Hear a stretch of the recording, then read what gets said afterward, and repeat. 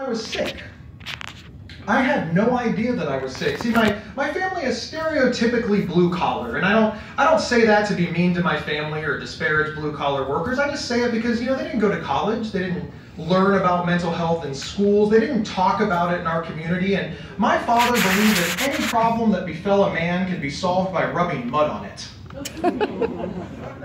We didn't discuss emotions, and my father's demeanor and my parents' demeanor was, be strong, be tough, be honest. Values were taught in my house, and all of these things were lessons that I learned from a very young age, and they were also the same lessons that were taught to my brother and sister. And when the symptoms of bipolar disorder started to crop up around the ages of 16, my parents looked at them the way that any parent would look at a 16-year-old who was having behavioral problems. They thought I was a brat. So suddenly my parents were sort of thrust into this role of trying to punish the symptoms of bipolar disorder away.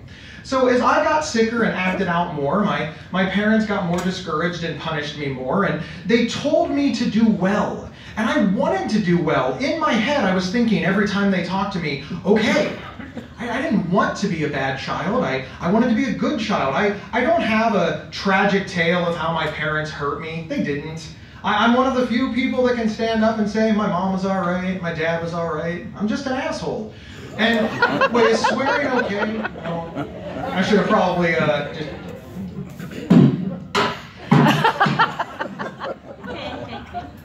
I wanted to be what my parents wanted me to be. And from my parents' perspective, they had no reason to believe that there was an illness at play. See, I was suffering from the untreated symptoms of bipolar disorder. So let me break this down for you. So we understand that bipolar disorder is mania. That's where you think you're God, you live in a consequence-free environment, and you're right and everybody's stupid, and you have unending confidence. That's mania. All the way down to suicidal depression. That's where everybody hates you, you're garbage, you're stupid, and you'd be better off dead, and you're constantly thinking about suicide. And then, of course, you vacillate in between. It's a nice spectrum disorder. We've all heard spectrum disorder. So from my parents' perspective, they would see me manic. Their confident, intelligent son who was staying up all night and was the life of the party and was smart, and he was just awesome. That's my favorite part of Gabe, the awesome part. And after staying up for 2 or 3 days, well, suddenly I would crash into depression, because that's how bipolar disorder works. It was just a thud. But my parents saw me stay awake for 3 days and then not get out of bed. So in my parents' mind, this is a choice problem. They need me to understand consequences. So they would say, look, you have to get up. So if my parents are banging on the door telling their depressed and suicidal son to get out of bed, what they're actually doing is standing on the other side of the door saying, you have to go to school. Which is kind of reasonable, now that I think about it. They thought that they were teaching me not to stay up at night because it would be hard to go to school. I thought that they were abusing me. And the only thing that separated us was that misunderstanding. And so it went. I desperately tried to be good. They desperately tried to punish the symptoms of bipolar disorder straight out of me. I'm gonna let you in on a little secret. It didn't work. As I moved into adulthood, I just realized that, hey, I am just not going to be the kind of person that my parents want me to be. I wanted to. I did, but it just wasn't working. Eventually, I did graduate high school by the grace of my grandmother and God. There's a longer version where I drop out of high school and my grandmother says, oh, hell no. She picks me up and takes me to Pennsylvania and sends me to Catholic school, where I graduated because I think she paid off the priest to watch me. In fact, I'm pretty sure that's exactly what happened. But when I graduated high school, I still had untreated bipolar disorder. I didn't know what was wrong with me, but something magical happened. I was really good at computers. For the older people in the room, the mid-90s were the golden years to be in IT. If you could spell the word computer, technology companies would fill a dump truck up with money and dump it on your driveway. That was the only requirement. And I could spell really well. So all of a sudden at 19 years old, I was making lots of money. So therefore, I could not be mentally ill. Because mentally ill people don't have jobs. I bought my first house at 20 years old, so therefore I couldn't be mentally ill, because mentally ill people don't have houses. I got married at 19 years old, so therefore I couldn't be mentally ill, because strangely I don't know why this one worked, but because mentally ill people can't get married. Reality TV wasn't a thing back then, so I'll give it to my parents. We believed with every fiber of our being that mental illness was rocking back and forth in a chair, was drooling, was not having a job, was being unintelligent, was being violent. We believed everything television taught us about mental health. And TV really let us down on this one. I got sicker and sicker and sicker, and as I got sicker and sicker and sicker, I pulled farther away from my family, which became very easy. When I was 20 years old, my parents were transferred from Columbus, Ohio to Memphis, Tennessee. Really? Nashville doesn't like Memphis? Come on, it's the same state. Look at me here, people. Memphis, Tennessee! Somebody said boo. It became very easy to hide who I was becoming from my parents. Because they were so far away. They were 12 hours away and I was still in Columbus. So whenever I would talk to my parents, which was infrequent, I would tell them, yes, I still have a job. Yes, I'm still married. Yes, I bought a nice car. Yes, I got a promotion at work. But I would leave out the part where I'd stay up all night. I left out the part where I was cheating on my wife. I left out the part about hypersexuality, about depression, about disappearing for days at a time. I left all of that out because, be honest, who here calls their mom and tells them that? I mean, I do now. We have a very odd relationship. But they believed that, hey, you know, he got through. It was a tough childhood, but he got through because they didn't see it. They didn't see it because, remember, I didn't look sick. I thought about suicide as far back as I can remember, every day of my life. And yes, when I was 3 years old, thought about suicide. And for the dense people in the room, that means I also thought about it at 4, 5, 10, 13, 16. It's an everyday thing, yes, even Christmas. And nobody challenged that thought. Nobody sat me down and said, are you thinking about killing yourself? Because I would have said yes. I thought everybody was thinking about it. I believed in my heart of hearts that every single person that I laid eyes on had the same inner monologue that I had. Because that's what children think. That's what teenagers think. That's what a lot of adults think. We all believe that we all share the same experiences, even though we're diverse in location and socioeconomic class and race and gender. But in our heads, everybody knows exactly what we know. That's why we fight so much. I believed it. So on good days, I thought, today is not going to be the day that I kill myself.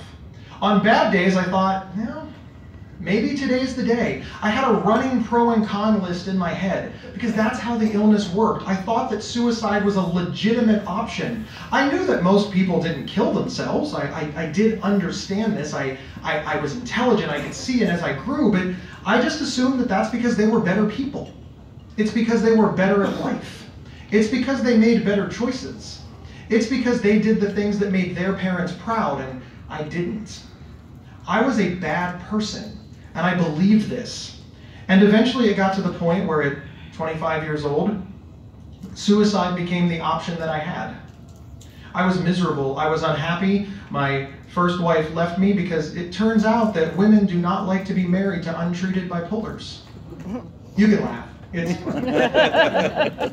But there I was in the house all alone, and I was miserable, and I was depressed, and I was ready to go.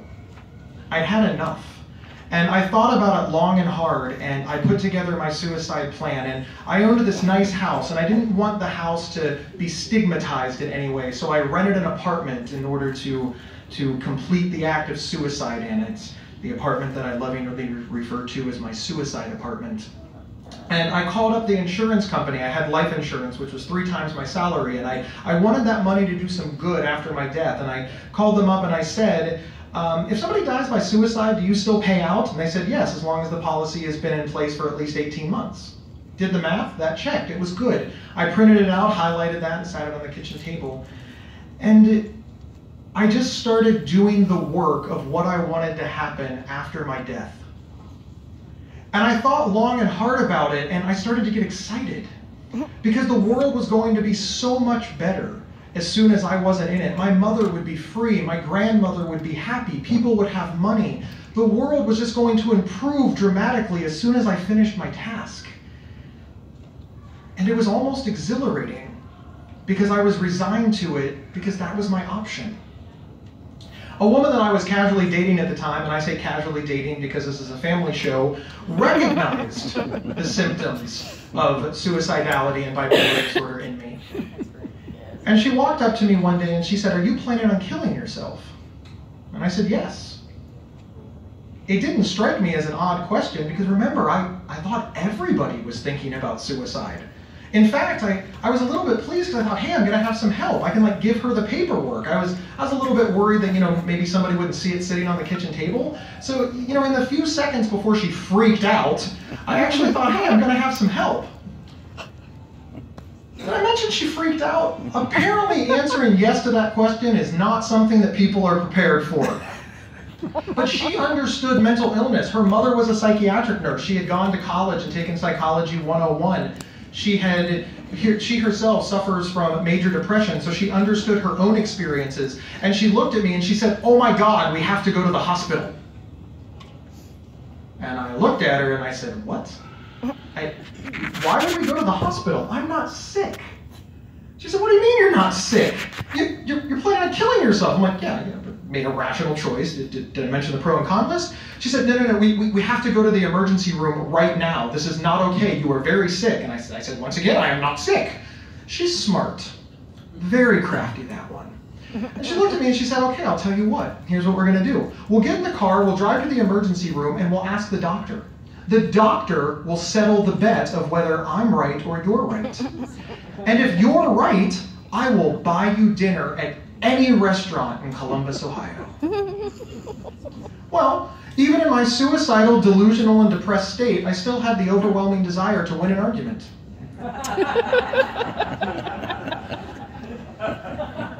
So we hopped in the car, and on the way to the emergency room we went. Let me tell you about this drive. We were sitting here in Columbus traffic, which is awful, and I'm thinking to myself the whole way, how far am I going to push this? There's restaurants in Columbus that cost $300 for two people to eat a meal. There's also restaurants in Columbus that cost, $20 for two people to eat a meal. So I'm trying to decide, what is the gentlemanly thing to do here? Like Outback? Refectory? Pizza? And I want to be clear. I was positive, 100% positive that I was right and that she was an idiot. There was no doubt in my mind. It is just as clear as me, or it was just as clear to me that my name is Gabe, that it was that she was wrong. I was trying to figure out if ordering the steak topper would be too much. We walked into the emergency room, we walked up to the intake person. I had the swagger of a man that was about to defeat a woman in an argument. I was young in my defense. And she said, "This is my friend Gabe, and he's thinking about killing himself." And the nurse said, "Okay, we'll get you a room. Come and sit down." Oh, wait. Okay. We went into a room and she started asking me questions. And she had a series of questions. I could see a clipboard, and on the clipboard were questions. And this was confusing to me. It was like there was a protocol. It's like somebody had done this before. And they just kept talking to me. And then a social worker came in. And then a psychiatrist came in. And they asked me how I felt. They asked me family history. And I just got more and more confused. Why? I'm not sick? Maybe? I don't remember a lot of what happened after the initial 10 minutes worth of questions because it slowly sank in that I was in a hospital, medical staff had a protocol, and this is where I belonged. It was confusing because everything that I thought I knew evaporated immediately. I was admitted to the psychiatric... That happens sometimes. Edit that out, anybody who's recording. That's what I do in the podcast, I just erase it. That's why I sound so good there. I was admitted to the psychiatric hospital, and here I am, 25 years old, and I'm admitted to a psychiatric hospital, and they moved me to a room, and I'm just confused. It's late at night by this point. By the time the emergency room and everything took out, by the time I got into a room, it was about 2 a.m., so I pretty much just went straight to bed.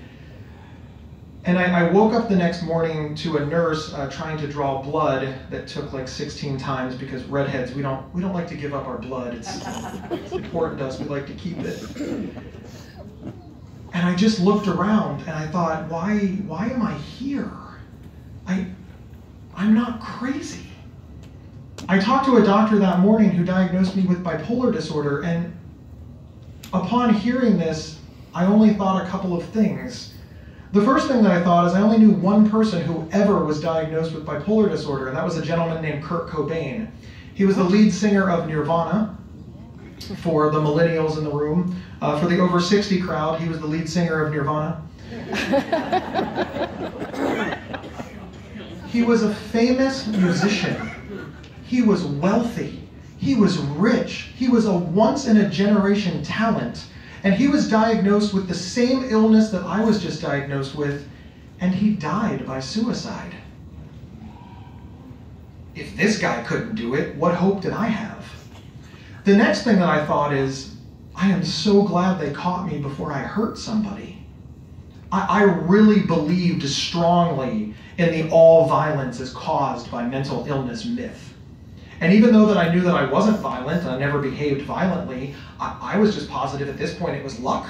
I mean, thank God I didn't snap and kill my family. That's all I could think. Just, I am so glad that I'm here. I could have hurt all of the people that I've seen in the last quarter century. My entire life, I was just a time bomb waiting to hurt the people around me. Oh, thank God they caught it in time before I had to live with regret. The next thing I thought is about how I'm going to quit my job and liquidate all my assets and get rid of everything, because clearly I was going to have to move to a group home. I was going to become a ward of the state. Mentally ill people can't achieve. We can't do anything. We're just takers. And that was my first 5 minutes with the bipolar diagnosis. I walked away from that appointment with the diagnosis, and I believed the doctors. I never questioned it. I didn't doubt it. They explained it to me. They gave me a little pamphlet. I read it, seemed to track. And I started walking around the psychiatric unit, and I couldn't believe that I was here. But more importantly, I couldn't believe there was no ping pong table. In every single television show and movie I ever saw, the psychiatric patients get to play ping pong. There was no ping pong table. I asked the nurse why there was no ping pong table, and she said, "Why do you think there would be a ping pong table?" And I said, "There's always a ping pong table on TV." And she said, "You know, TV isn't real." And I said, "How dare you?" She said, "We can't have a ping pong table in a psychiatric ward. There's a net that you could hang yourself with. There's paddles that you could use as weapons, and there's balls that, I don't know, you could throw at each other and annoy each other." And but TV. Once again, it turns out that television really let me down.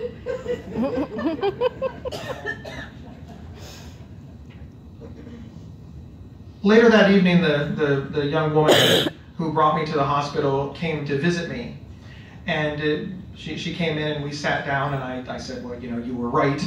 And, you know, which is what every woman wants to hear. You know, they're all desperate to find a guy in a mental hospital to, you know, confirm their intelligence.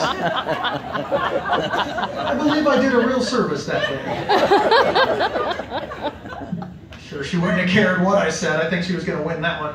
But I did thank her, and I didn't know what was going to happen, and I was so confused. And you know, she brought me some stuff from home, she brought me some books, and she told me it was going to be okay, and I don't know, patted me on the head or something. It was all very, very confusing and very surreal and very nothing like anything that I had ever experienced before in my entire life. And at the end of the hour, because that's all you get when you're in a psychiatric hospital, you get 1 hour, I went to walk her to the elevator. And you know, we approached the doors, and I said, I need to go to the elevator, and they said, you can't. What? They said that see, there's these doors.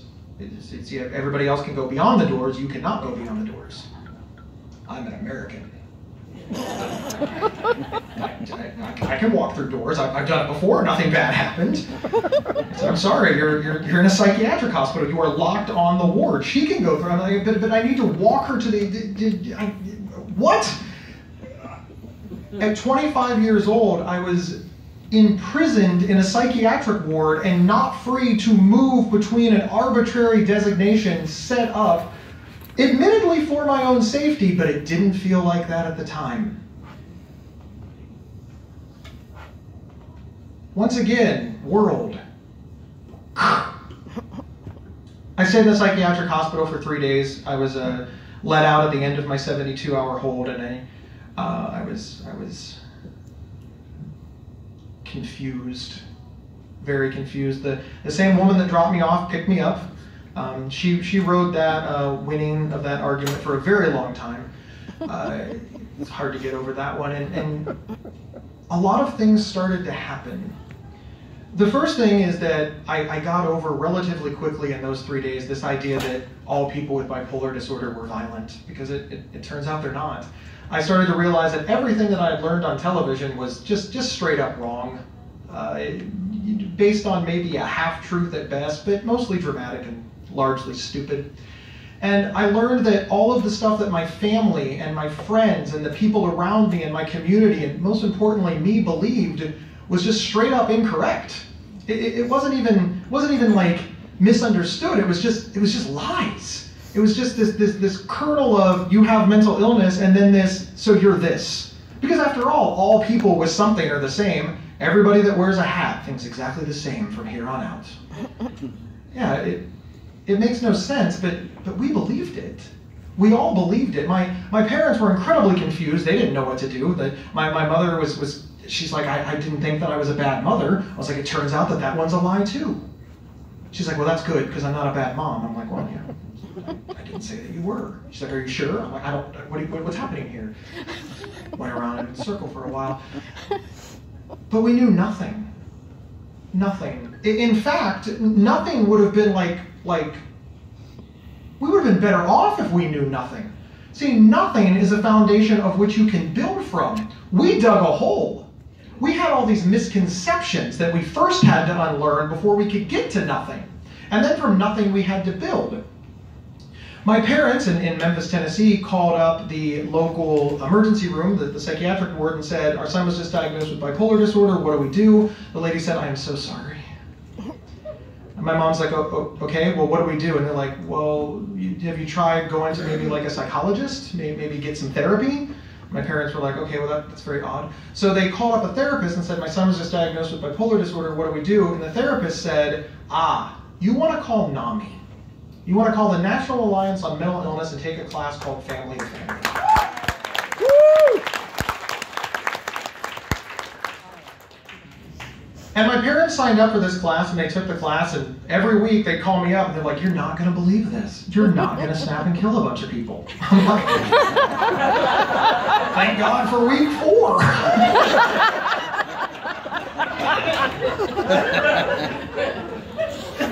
In the entire 12 weeks, they missed a week, and I wonder, like, what misconception didn't get, like changed because they couldn't go. We learned a lot as a family, and from the time that I was diagnosed with bipolar disorder until the time that I reached recovery, and I define recovery as spending more time living my life than I do managing bipolar disorder, because I'm always going to spend some amount of time managing mental illness. You can clap, I like clapping. I'm always going to spend some amount of time managing bipolar disorder. It's just not an illness you can turn your back on. Even if it's something as simple as take my pills in the morning and take my pills at night, that's a little portion of my day that I have to give to the illness. And in some days it's more. You know, when I feel sad, okay, am I sad or am I depressed? That's a very important distinction. Am I happy or am I manic? Because that's a very important distinction.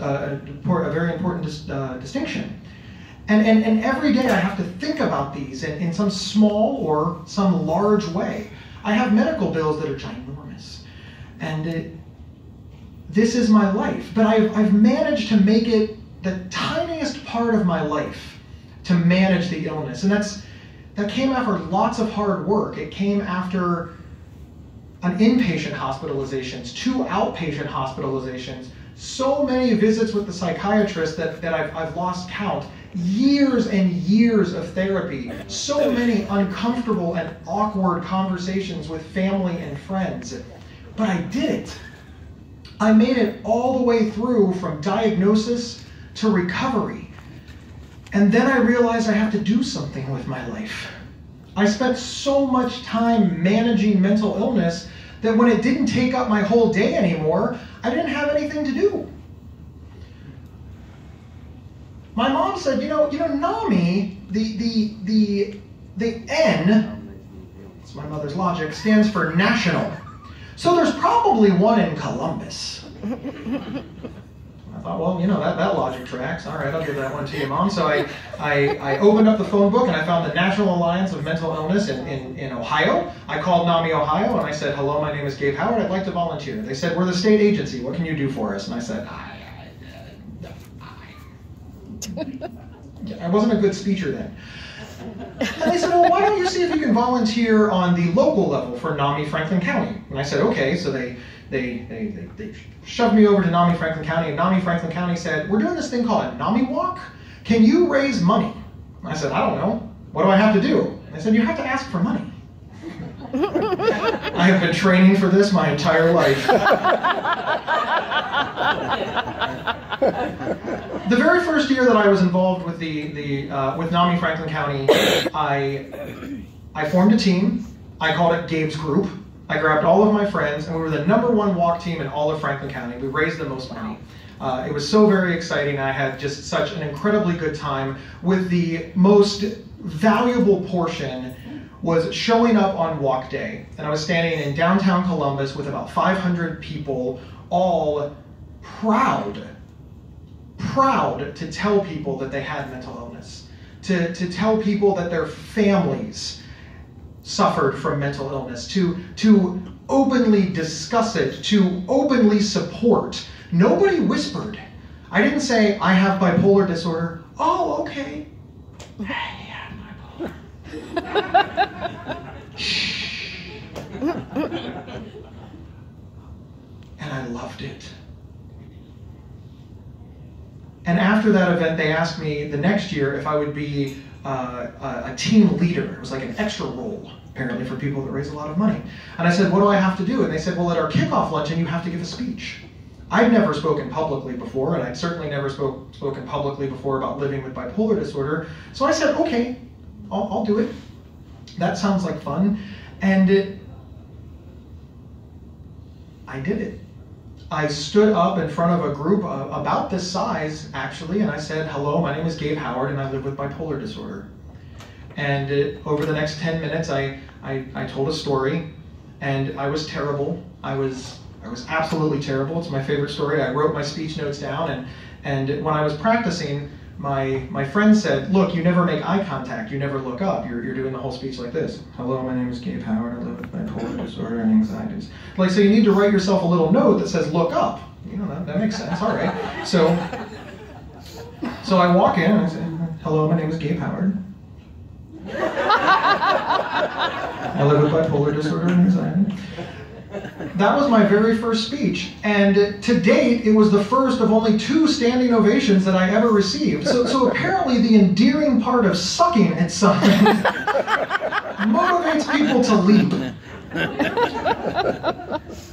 But I loved it.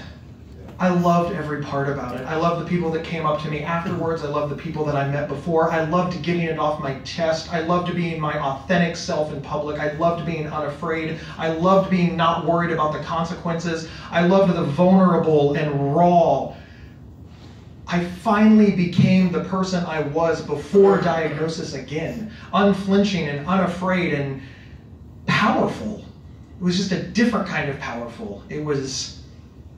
I wasn't hiding who I was anymore, and that just had an incredible amount of value. But then I thought, I've got it figured out. All I have to do is explain mental illness to people. I remember my family, and they didn't know anything. Because they didn't know anything, of course, they raised their children not to know anything. And because their friends didn't know anything, I mean, you see how this works. Nobody knows anything. So the solution to people not knowing anything is to teach them. This is a very easy concept in my mind. So I decided that I was going to be a public speaker and writer about mental illness, and I was just going to knock this problem out in, I don't know, like a week? Right? All I have to do is sit America down and give them a talking to. I truly believed this. I was positive of it with every fiber of my being. I thought Gabe Howard is going to solve this problem. I am going to explain mental health, mental illness, psychology, bipolar, schizophrenia, major depression, all the differences to everybody. It's going to be this great 45-minute speech. It's going to be on CBS, no doubt, because that's how awesome I'm going to be. And the problem will be solved. Might have been a little mania and grandiosity involved. That was a decade ago. The problem is not yet solved. But I'd like to think I'm making a dent.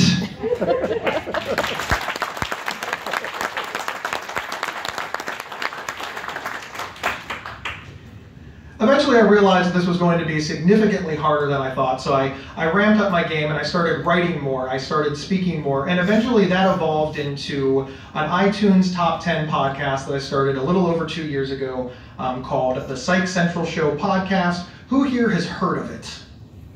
Ooh, that's a lot. I like it. And the rest of you, for shame.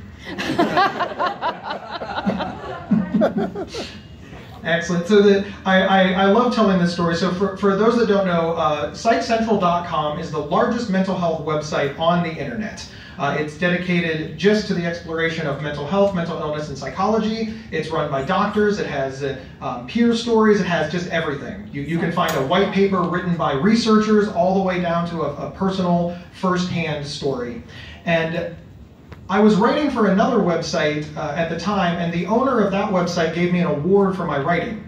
And when he emailed me and he said, "Gabe, you're a good writer. Here's an award from Psych Central," I immediately emailed him back and said, "Can I write for Psych Central?"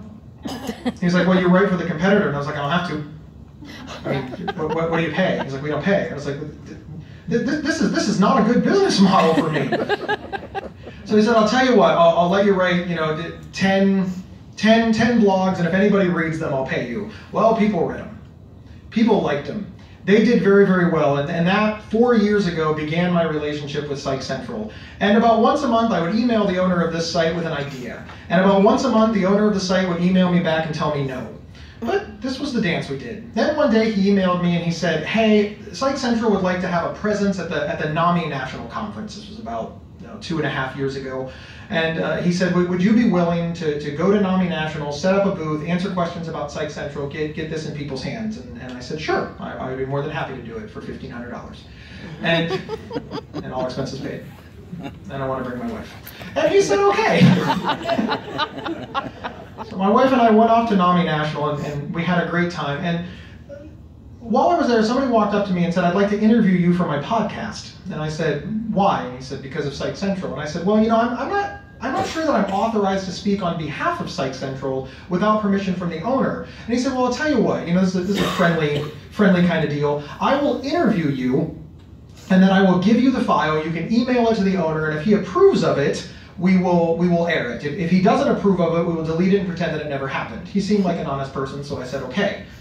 In retrospect, maybe I should have gotten something in writing, but that's okay. He honored his deal. So he recorded me for about 5 minutes, asked me questions, I answered them, and I took that file and I sent it over to Dr. John Grohol, the owner of Psych Central, and I said, "Hey, do you approve this?" And he wrote back and he goes, "That was excellent. He goes, that was very good. I absolutely approve it. Thank you so much for being honest about Psych Central, for being passionate about mental health. That I absolutely give it permission. I am positive that, and he goes, you never have to ask again. You are now authorized to speak anywhere you want about Psych Central.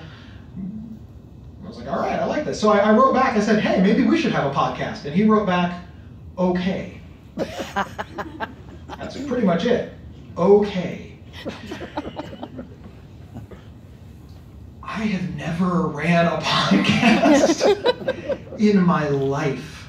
I had been a guest on exactly one podcast, that one, and he puts me in charge of a podcast for the largest mental health website on the internet. A lesser person would have written back, Dear Dr. Grohol, thank you for the offer. I have zero experience. I wrote back, okay. Over the next 3 months, I had to go from having absolutely no knowledge about podcasting to launching a podcast, again, a mental health podcast on the largest network and not looking like an idiot while doing it. If you go back and listen to the first episode, unfortunately, I did not make my not looking like an idiot mark while doing it. But I did get the episode out there. And I roped in a friend, my co-host Vincent M. Wales is a personal friend. I've known him for most of my life. And I was like, I need you to do this with me because you're very intelligent. And he's like, well, I don't know if I have time. Like, I really think that you would be a great co-host and you'd really add a powerful dynamic. He's like, I don't know that I have time. I'm like, look, I asked everybody else and they all said no. Please, you're my only hope. So Vin said, okay, I'll tell you what, I'll be in for like 10, 15 episodes. We'll see how it works. And he told me he told me about a year later when we hit episode 50, he was like, I was positive this would fail miserably and you'd give up on it. I was like, well, thanks for the faith. I really appreciate it. He's like, no problem. Your friend can't tell you the truth, who can? I was like, don't tell me the truth anymore.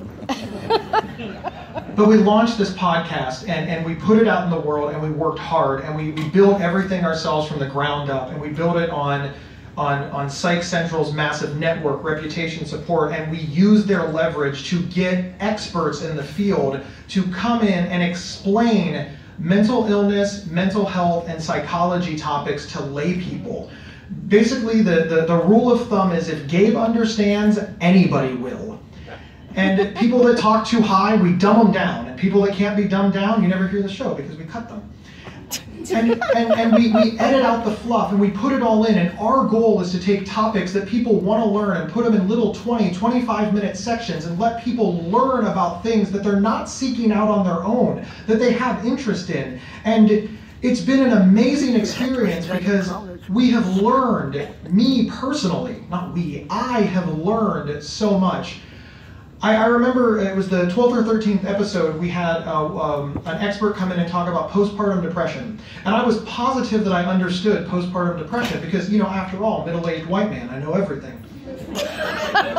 And I said, okay, so tell me how hormones affect women after they have a baby.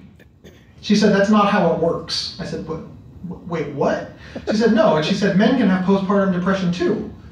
I said, no, like they can catch it from the woman? She's like, I don't think you're understanding that everything that you know about postpartum depression is wrong. And I said, okay, explain it to me. And she did. And all of a sudden, this thing that is out there and that so many women suffer from is now explained in ways that people can understand it, in ways that men can understand it and connect better with the mother of their children, in a way that women can understand it so if they see it, they can ask their doctors for help. If their partners or their friends see it, they can get help on behalf of their loved one. And all of the misinformation and the stigma and the shame of postpartum depression just slowly stripped away. We had so many emails of women saying, I thought I was a bad mother. And that we said on the show, this has nothing to do with your mothering ability. This is just something that society has put into moms, thinking that you have to be everywhere and do everything. And I was one of the people that believed this. Thank God I have no children. Or apparently a mother of my children, because I would have just been a terrible, terrible partner because I didn't have this information. And it was such a powerful episode, we invited somebody who had suffered from postpartum depression with all 3 of her children about a month and a half later to come talk on the show about her experience through it, and how if she wouldn't have had the right information, her 2nd and 3rd children wouldn't have been born. Because she would have just been terrified that this was a moral failing and that it was untreatable and that she was a bad mom. But because she and her husband understood it, they got help the first time. They had another child, got help the 2nd time, had another child, got help the 3rd time, and now 15 years later they have a huge family because they had access to the right medical treatment. Now that had nothing to do with me, but I would like to believe that because of the Psych Central show, other women will be able to make better choices and other families will be able to spawn because they're not afraid of an illness that is actually quite simple in nature and easy to treat if you know who to ask and where to go.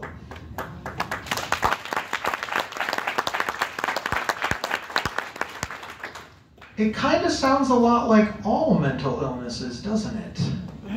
It's almost like the misinformation campaign is everywhere when it comes to mental health. After about 75 episodes of doing that show, I realized that educating people was boring. Not in a mean way. You know, education has its point, but you know, there was just some things that I wanted to do now that I understood how to podcast. And one of the things that I wanted to do was swear. I wanted to swear a lot more than I was able to do on the Psych Central show. And I wanted to have real discussions. One of the things that I noticed right out of the bat is the recovery stories really didn't play well on the Psych Central show. You know, we could do a couple of year here and there, you know, what's it like to live with schizophrenia, what's it like to live with depression, but by and large, you know, we wanted answers that experts could answer or questions that experts could answer. And I just thought, you know, man, I cut my teeth telling my personal story. This is how I came up. This is where I came from.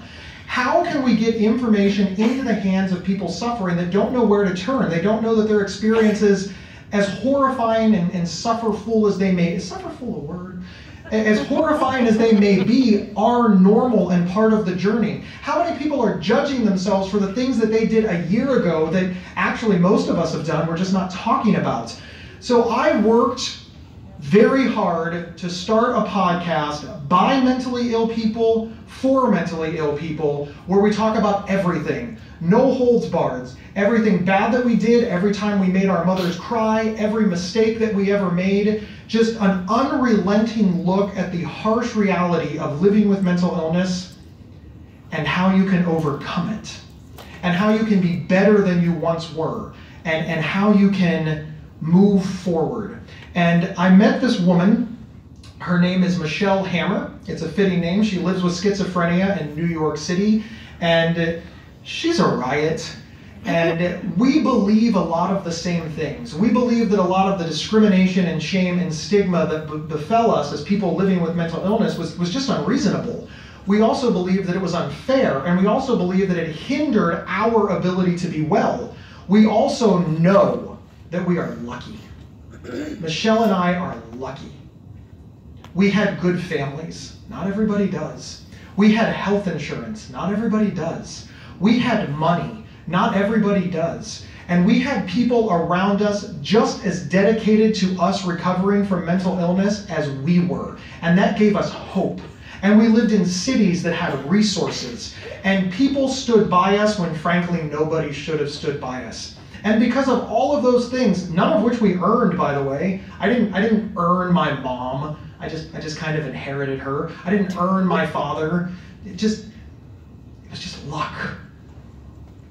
And we're both driven by this idea that mental illness wellness should not come down to luck. It shouldn't be lucky that you can find treatment. It shouldn't be lucky that the psych ward isn't full. It shouldn't be lucky that you have money. It shouldn't be lucky that you have a good mom and dad. You should get well from mental illness because you have a right to be well.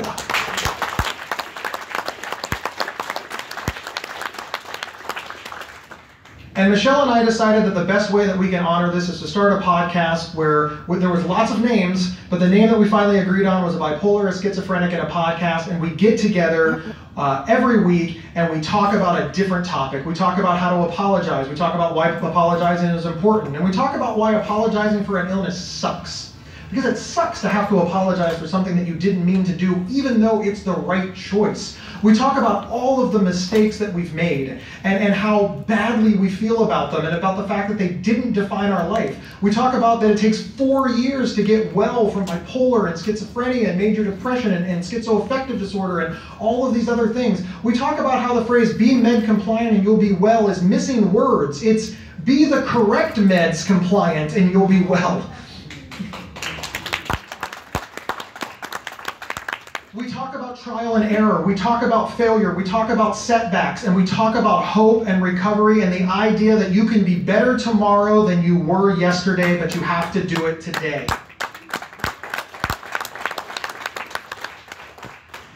We're 26 episodes in, and we get emails from all over the country from people that say that they listened to it with their children. Their children found it and showed it to them. They found it and showed it to their children. It's expanded out to this huge conversation in our community. It's a conversation that many people were afraid to have, but they're not afraid to have it anymore because they don't think they're having it. They think they're discussing the things that Gabe and Michelle said on a podcast, but they're not. They're discussing their feelings about what Gabe and Michelle said about mental illness on a podcast. So we take that hit for them, and even when people are sitting around a table and thinking, those two are morons. They know nothing. They know nothing. They got this one completely wrong. Somewhere there is a robust, reasonable, and compassionate conversation surrounding mental health going on. And all I had to do was be wrong. Being wrong is exceptionally powerful, and it beats silence every time. Thank you all for not being silent, and thank you so much.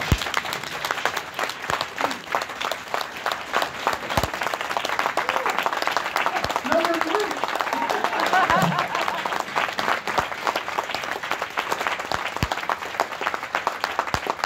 I have a quick favor to ask, if I may. I see people coming up. I do apologize, but how many people here have listened to a bipolar, a schizophrenic, and a podcast by show of hands? Okay, for the sake of the next 2 minutes, I need all of you to pretend that you've heard the show and that you like Michelle Hammer more. Can you all do that? Okay, so I'm going to turn on my little recorder right here, and on the count of 3, and don't worry, I'll edit it out to make sure that your hair is nice and you all look pretty and you sound great. On the count of 3, I need you to say as loud as you can, "Where's Michelle?" Okay, so hang on. Let me get it lined up. All right. 1, 2, 3. Where's Michelle? Thank you so much, everybody.